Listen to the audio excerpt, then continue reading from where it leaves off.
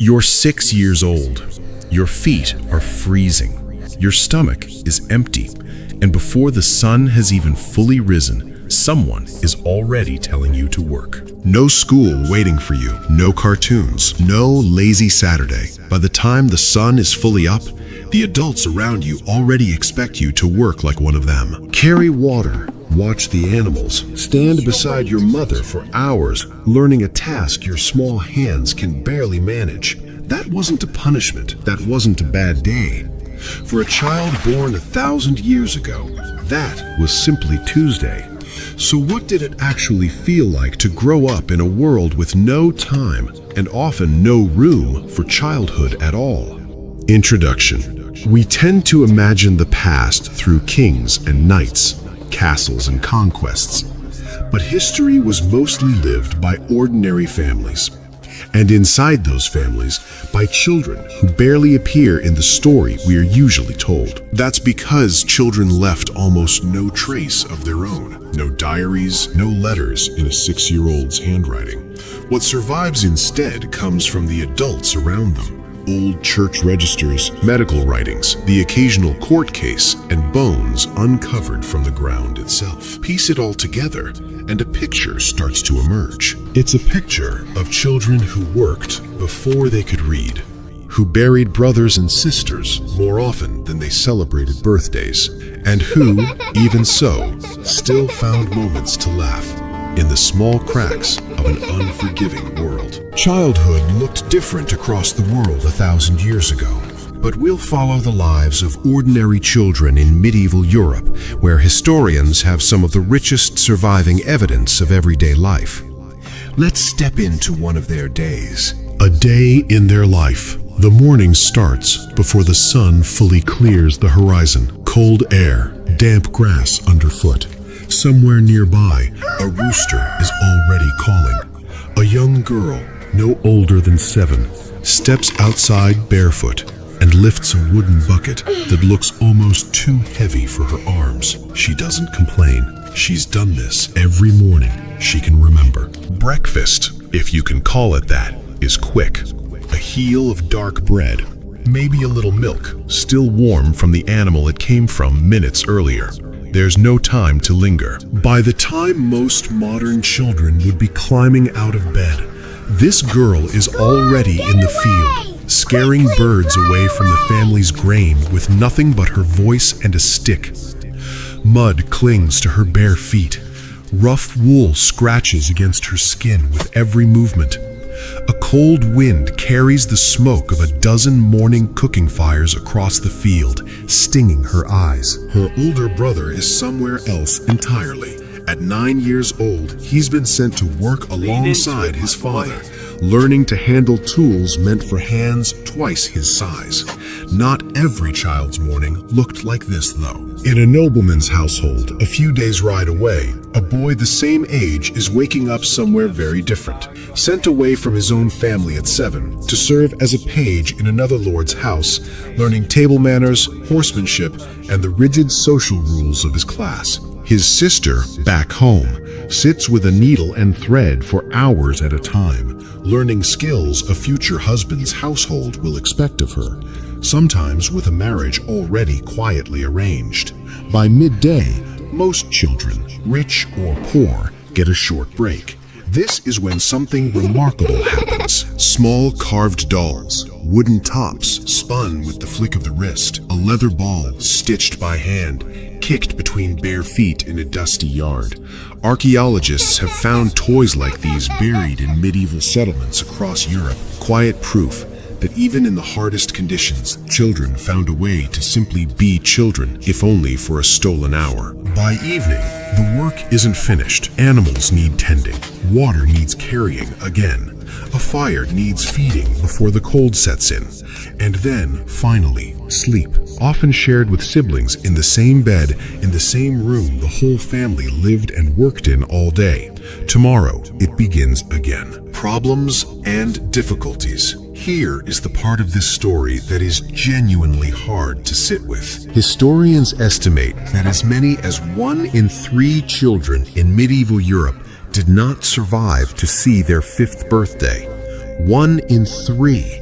Let that settle for a moment. Illness was the quiet killer behind that number. Conditions that a modern pharmacy could treat in an afternoon. Dysentery, measles, a simple infected wound could take a child's life within days, with almost no understanding of why and almost no way to stop it. A poor harvest made everything worse. It didn't just mean a hungry winter for the family. It meant a child's small body had even less strength left to fight off whatever illness came next. And then there was the danger hiding in plain sight, inside the home itself.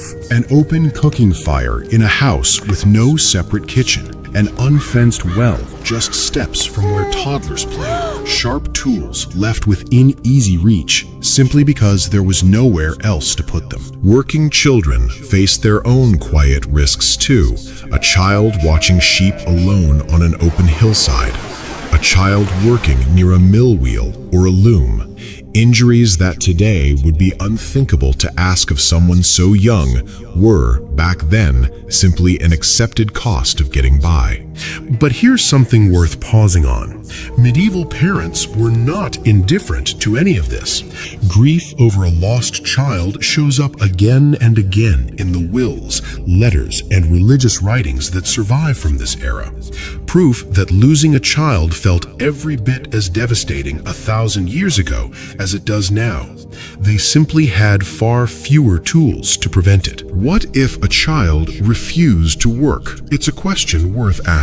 What actually happened if a child, exhausted or sick or simply young, refused to do their share? The honest answer is there usually wasn't much choice in the matter. Picture a father looking at his exhausted son at the end of a long day. He doesn't want to ask him to carry one more bucket of water, but if nobody does it, the family goes thirsty by morning. There was rarely a villain in that moment, just a family with no other option. A family's survival depended on every set of hands, however small. A child who couldn't work wasn't punished out of cruelty in most cases. They were simply, quietly, a family running out of options. Village life left little room for rebellion. Everyone, from the youngest child to the oldest grandparent, understood exactly what was expected of them and exactly what was at stake if that work didn't get done. It's a hard truth, but it explains something important. Why children grew up so quickly in a world that simply couldn't afford for them not to. Solutions and survival. And yet, children survived. Families endured. Communities found ways to soften what they couldn't remove entirely. Extended families and tight-knit villages often shared childcare, especially during the busiest points of the farming year.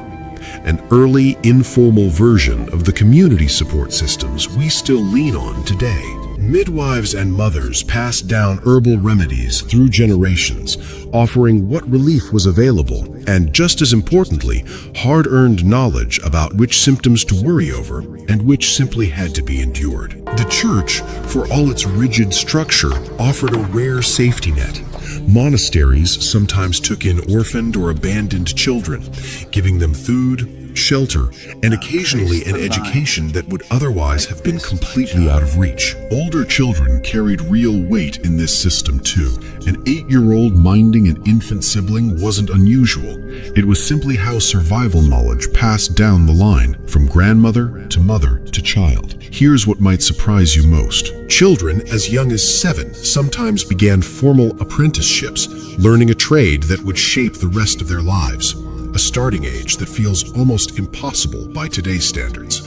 By today's standards, that sounds impossible. Back then, it was simply considered preparation for life. Noble boys leaving home at 7 to serve in someone else's household became so normal, it was barely remarked upon. And some of the very games those children played with carved dolls and homemade balls have echoes in versions still played by children somewhere in the world today.